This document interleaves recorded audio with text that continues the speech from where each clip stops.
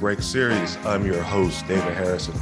Throughout this series, we will take a candid look through the lens of culturally diverse technology leaders to discuss their rise through the glass ceiling and what happened immediately after the glass breaks. Today's guest is James Nicholas Kinney, Chief Diversity, Equity, and Inclusion Officer and North America Chief People Officer at Ogilvy. James, welcome to the ride. David, thank you so much for having me, man. I'm a fan of you, so I'm really looking forward to having a deep dive. Awesome. The first question I'm going to ask you is, like, how in the world do you get that entire title on a business card? Are you carrying around 8x11s? I mean, that is a title.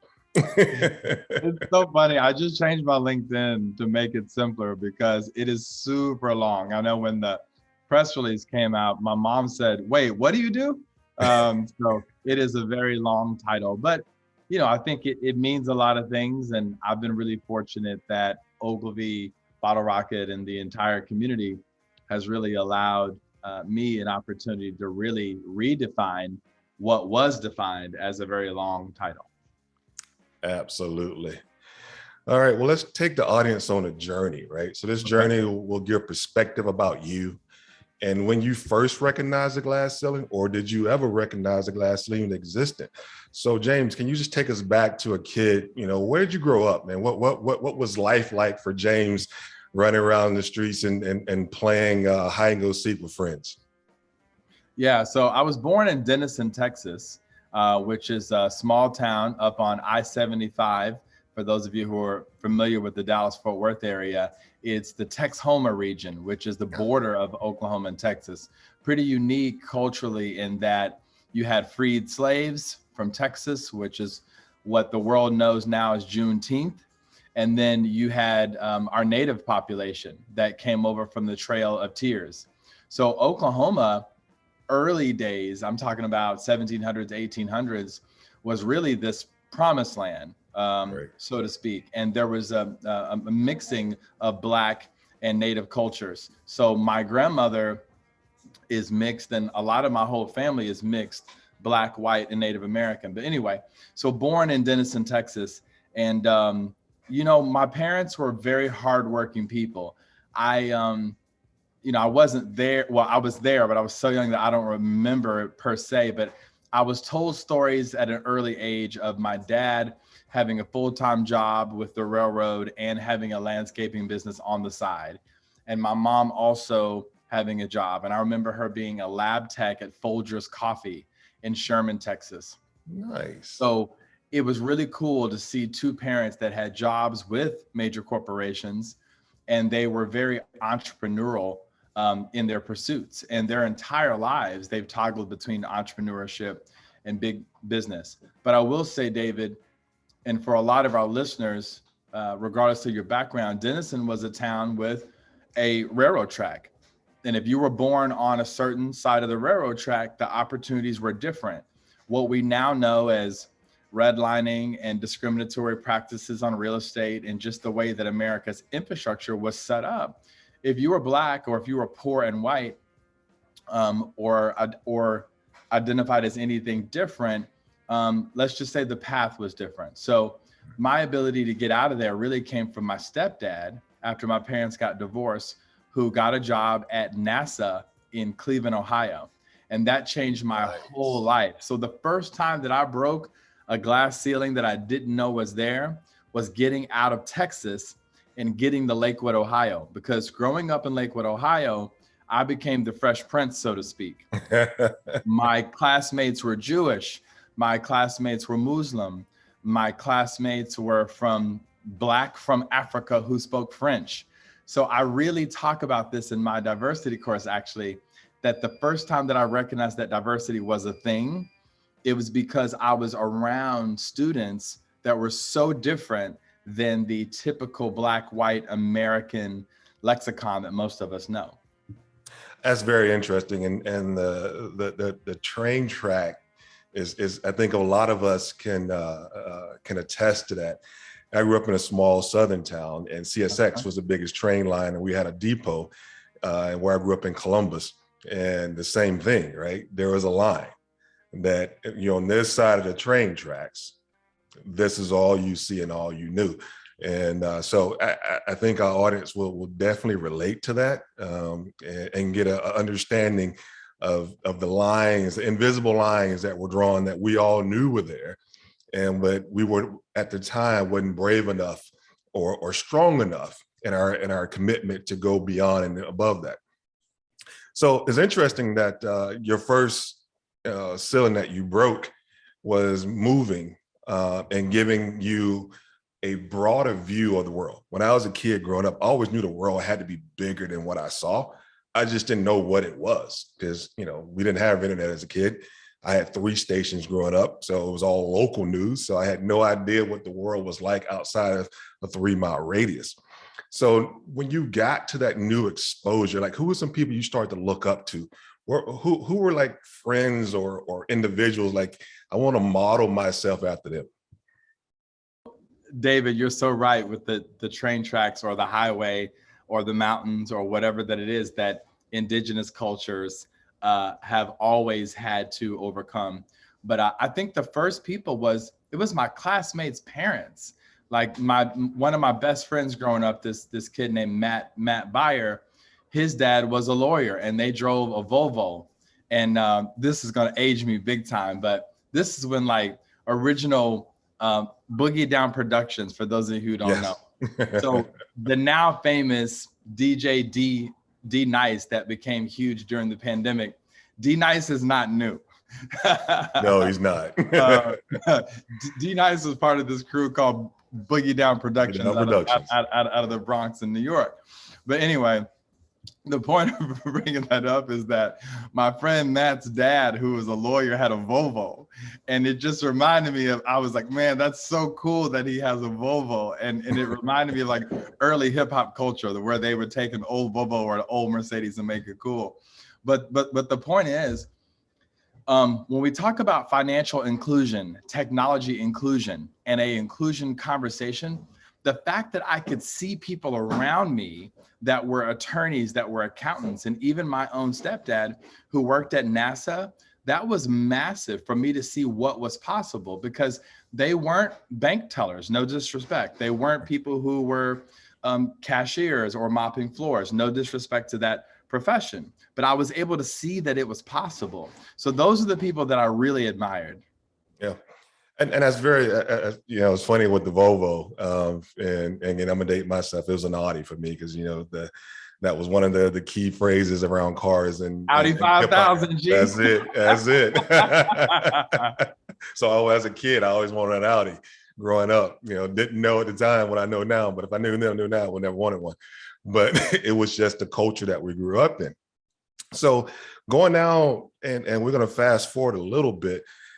As you got through college and start thinking about where you want to be and who you want to be when you grow up, what was your support structure that started guiding your principal thoughts and beliefs as you move through that first decision?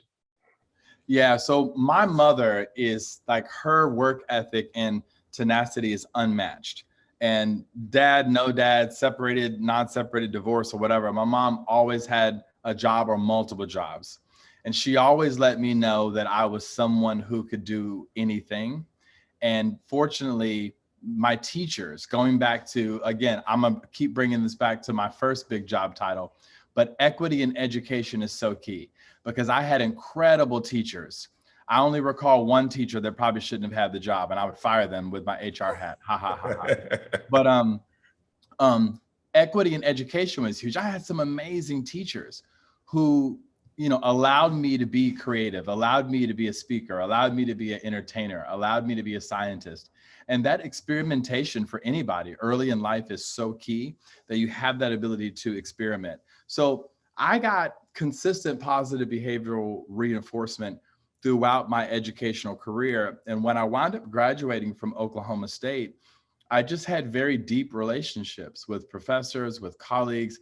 I wait tables in college at the world famous Eskimo Joe's, for those of you who know Nice. Stillwater, Oklahoma.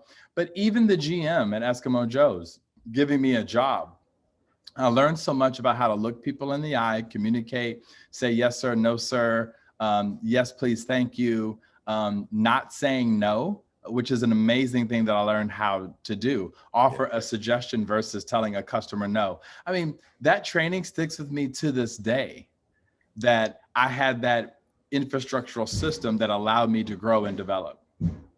That is absolutely awesome. And again, it seems like we have very similar stories, and this is why this must get out here and be told. But I didn't have heroes growing up. My mom was my hero as well, because very similar like you, my mom was divorced, and my father used to always promise, I'm gonna send you something on your birthday. I'm gonna send you something here. So I was constantly let down and never trusted people. Only person I could ever trust was my mom, because she was always there, and she was a driver. She, like your mom, constantly working and pushing us to believe that we were greater than what we are and what we thought we were, which has actually helped throughout my entire life. I always fall back to that when things get tough. So now that you're in corporate America, now that you're starting to drive and starting to get your feet planted, what was the first idea in your mind that you can actually move up the corporate ladder? And then what sparked you to take the chance? Well, first of all, shout out to your mom, David. And one thing that I've been doing for years now, and I just want to do it here in the moment, is say, hey, man, I'm proud of you. Thank you, man. I think adults miss this opportunity all the time. The same things that we needed when we were kids and when we were adolescents and teens, we need now. So everybody listening, make sure you take some time to tell other adults that you work with and you appreciate that you're proud of them, because that's important. But to answer your question, it really comes from my consulting career. So I was in law for 7 years out of college, and I was championed and sponsored, as we'd say, from a gentleman who was the founder of a law firm with 3 other partners. We grew from about 7 employees to about 50 over the course of 7 years. And I always said yes. And I always said that I could do anything that he asked, from his dry cleaning to washing his car, to building a website, to hiring and firing people. So I was a hybrid marketer and HR person during that whole time. And it really gave me, the way that I show up at Ogilvy is a very marketing mind skill set in terms of employee programming. And that comes from the marketing dual background that I've always had. But I consulted for about 8 years and worked with about 30 different companies during that time. Fortune 100s down to not really small businesses, but smallest business would be like 5 million up to the billions. And the consulting career made me really comfortable, because I'm pitching CEOs, COOs, CFOs, and CPOs left and right. That allowed me to understand, oh, I can actually be one of them. I'm here to solve your payroll problem, or your retention problem, or your leadership problem, your diversity problem, your team problem, or whatever. HR ops is what I did as a consultant, but it gave me the confidence that, like, oh yeah, I could actually be one of them. And I remember, David, in my third eye, as we would say in yoga, I remember seeing these big executives on stage, like, man, one day I'm going to be one of them. And man, God is my witness, that is now the case. That is absolutely awesome. And all it takes is one. I say it all the time. And I'll draw a reference back to my high school days. I had no idea what an engineer was. I wasn't exposed to that. The people that were around me were working class people. The people who I saw and what I thought were higher position, that people that looked like me, were either a teacher or a principal, right? So that's all I had exposure to. And I remember my physics teacher saying, hey, you're really good in math and science. You should be an engineer. Well, small mind, small town, small thought. I thought he was really putting me down by saying I should drive trains for a living. I had no idea that civil engineering, electrical engineering, chemical engineering. Yeah. No idea that that was a real thing. Right. So, but taking the time, give me thought, give me purpose, and point in the right direction was just that one resource can change an image and change a position. So you mentioned you watched them on stage, you wanted to be there, you had an idea. Give me the reactions that your peers and individuals had when you start aspiring to be more. how did your immediate peers in your circle behave? And then once you became peers of those junior executives, how did they behave, considering that now you're at their level? The cool thing, David, that I can say from my journey is that I've always been so intentional at giving love that I've received a lot of love. So I'll just call it like it is, the only haters that I've ever gotten is sometimes it's the CEOs and the founders that I've reported to. Because I think when God gives you a light and you shine that light, even if you have the best intentions, not everyone can handle it. And, that's when I've known that I needed to move on from the organizations that I was in if I wasn't fully supported, because everything that I've done in my career to this day, and I can say this with 100% certainty moving forward, it's always for the people that I serve. I do not serve myself. I serve the people. And I think being super clear about what my purpose and my mission is allows me to show up each day authentically. There is no bait and switch. I don't act one way on a podcast and then someone has an issue with benefits, or they're having a baby, or a family member has cancer, and I act differently. Whether it's the smallest thing or the biggest thing, I show up the same every single day. And that's through having that spiritual and cultural center that allows me to do that. So I've been championed and sponsored all along the way. But like I said, there have been a few instances where kind of in an exit interview, they said, well, why are you leaving? And I'm like, well, remember that time, you know what I mean? But I've always taken the high road on those cases too, and just say, you know what, we've done some incredible things together, but now it's time to expand. And, there's a lot of great speakers from the 60s, and, you've probably read, Napoleon Hill and a lot of those great people. Correct. And they talk about if you put a watermelon in a mason jar, it'll only grow as big as the mason jar. And sometimes, like the name of this, you have to break the glass ceiling. You have to break out of that mason jar. And because if you let the world keep you small, you will stay small. That is an absolute truth. And I've been blessed in my roles to be an international player. I've worked across the globe, and that has formed a different opinion within my mind of the world itself and how it interacts and how it interweaves. But if I would have stayed in my birthplace and only saw and believed that was the world, then I would only be as big as that glass that we call it the 3-mile radius. Most people know everything in a 3-mile radius around them, but outside of that, there's a fear of moving beyond that level. So help me understand, how did you conquer that fear of saying, I'm going after this? And then how did you believe you'll be successful in the role? Well, David, I totally understand what you're saying. I remember the POV of only knowing Sherman and Denison, but for some reason in my life, I've always had some sort of vision for something that was more grandiose than I could see. And you spoke about earlier about not having the internet. I tell people this all the time, and I'm going to tell you right now, I swear I remember being in Sherman, Texas, having an Encyclopedia Britannica, aging myself big time. And I had it.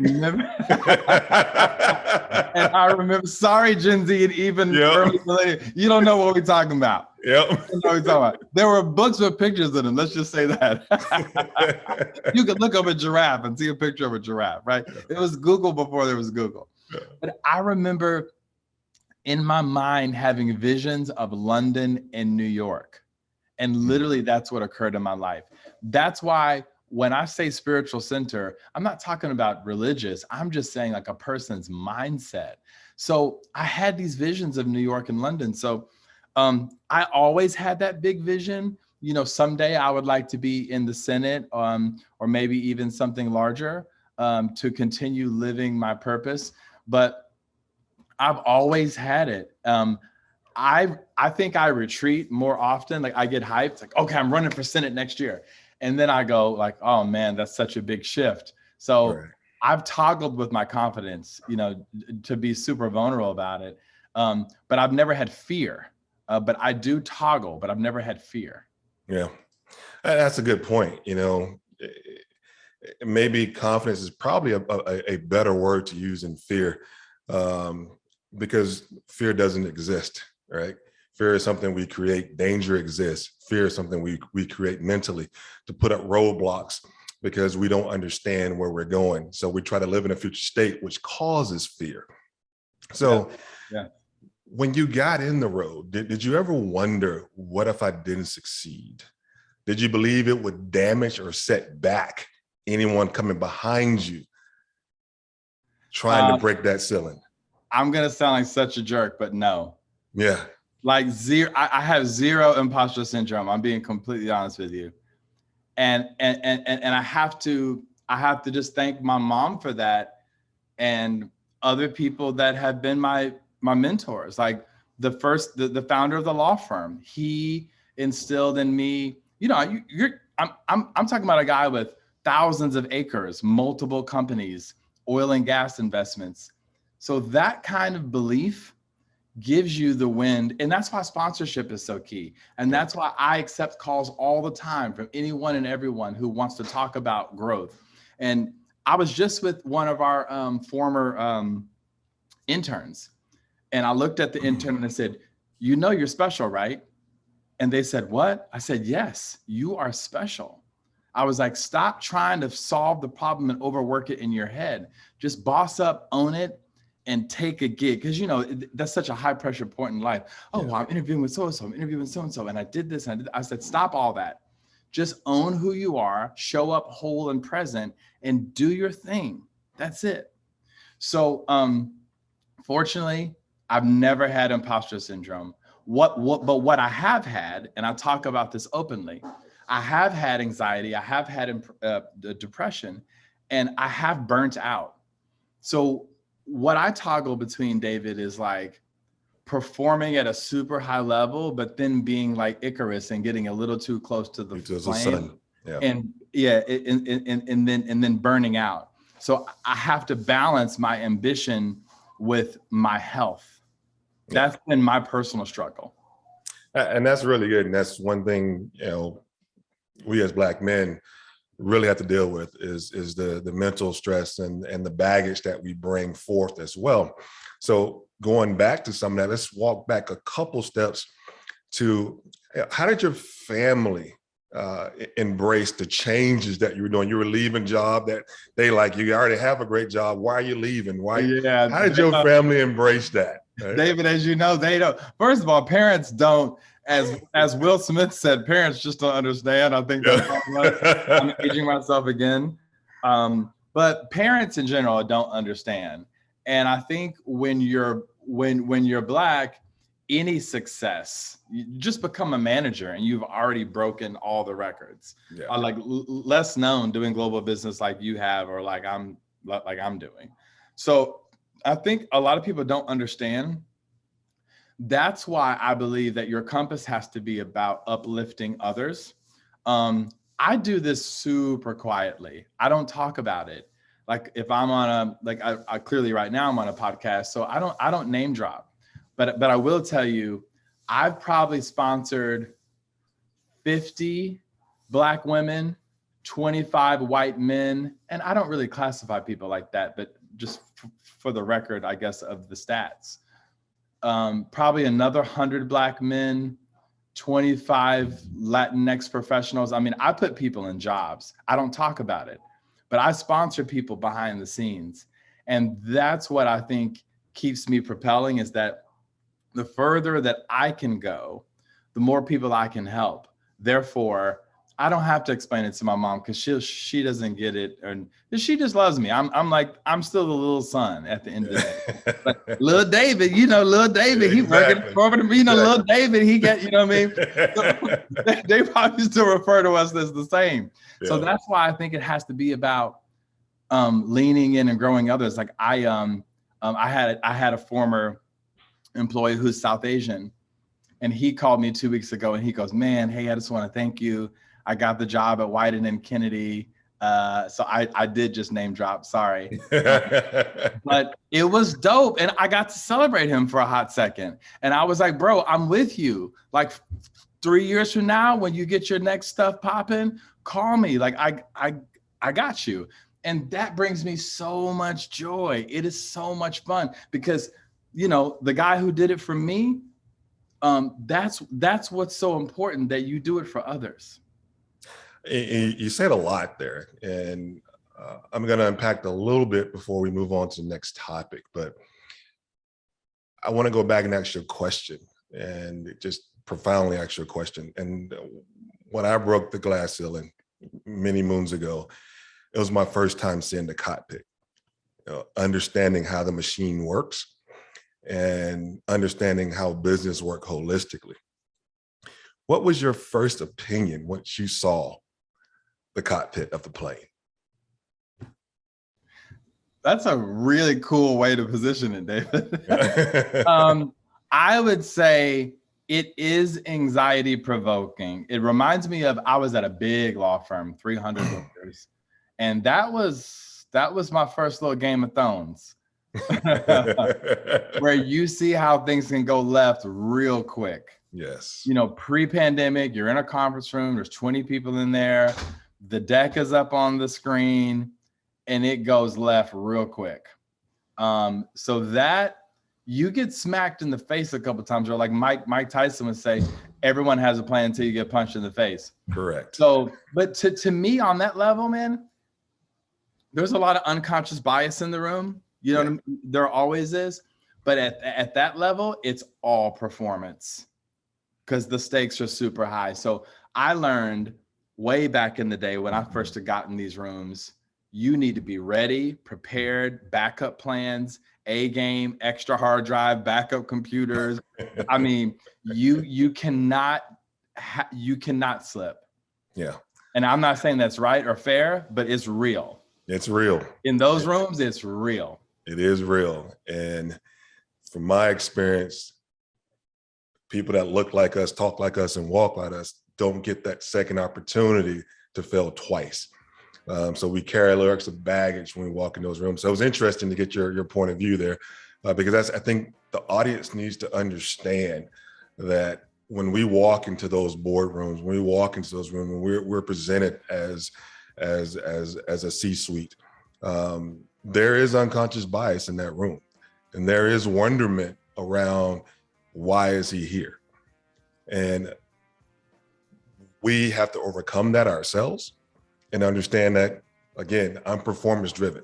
So I'm going to do the job that you've asked me to do, and I'm going to tackle the problems I need to tackle to be successful, regardless of who you see when I walk in the room. And I'm a very big man, as you may know, we haven't met personally, but I'm 6'3" and like 275. So I'm a very large man. So when I walk into the room, I'm not meek or meager, and then I got a heavy voice. So and you sound like Barry White.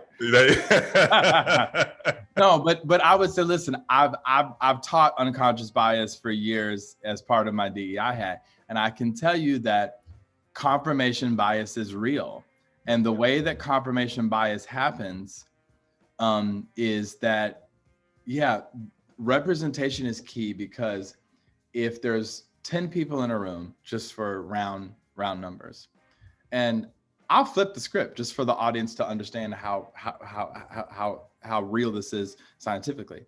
If there's 10 people in the room and 9 of them are Black, and the one person is white, regardless of gender, if the subject matter starts to go down a topic that has affinity, which is another type of bias, the white person in the room can feel, and oftentimes, we're not on the same page. We're not on equal footing, because there's a confirmation bias occurring in the room, because naturally, by the majority numbers that are occurring in that room, that is confirmation bias.